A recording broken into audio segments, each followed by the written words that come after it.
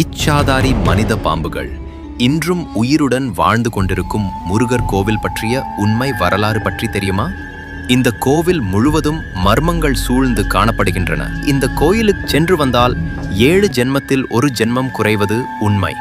போகர் பழனி நவபாசன சிலையை செய்த மூலிகை எடுத்த இடமும் இதுதான்.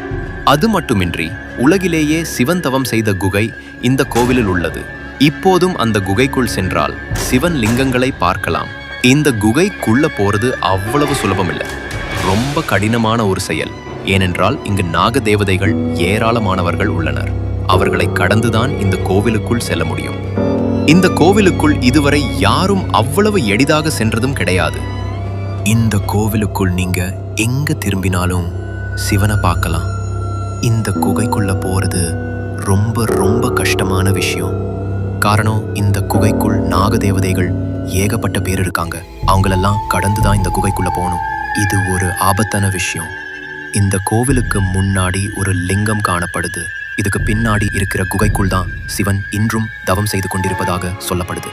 இந்த குகையில் கடந்து போகணும்னா ஏகப்பட்ட நாகதேவதையை கடந்தாக வேண்டும். நாகதேவதைகள் என்று அழைக்கப்படும் இச்சாதாரி பாதி மனித உருவத்திலும் பாதி பாம்பு உருவத்திலும் காணப்படுகிறது. அது மட்டும் இல்லாம இன்றும் அங்கு வாழ்ந்து வருகின்றன. இப்போதும் கூட அந்த ஊர் மக்கள் சிலர் இரவு நேரத்தில் அதை பார்த்ததாக சொல்கின்றன.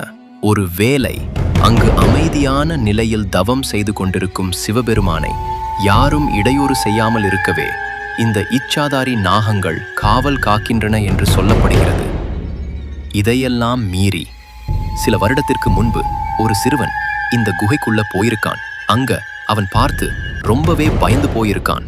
ஏன்னா அங்க அவன் பார்த்த காட்சி ஒரு அடர்ந்த இருட்டுக்குள்ள எக்கச்சக்க விளக்குகளை ஏற்றி மிகப்பெரிய தாடியுடன் உடம்பு முழுக்க விபூதி பூசி ஒருத்தர் தவம் செய்தது. அதற்கு பின்புறம் மிகப்பெரிய ஒரு நடன மேடையையும் அந்த சின்ன பையன் பார்த்திருக்கான்.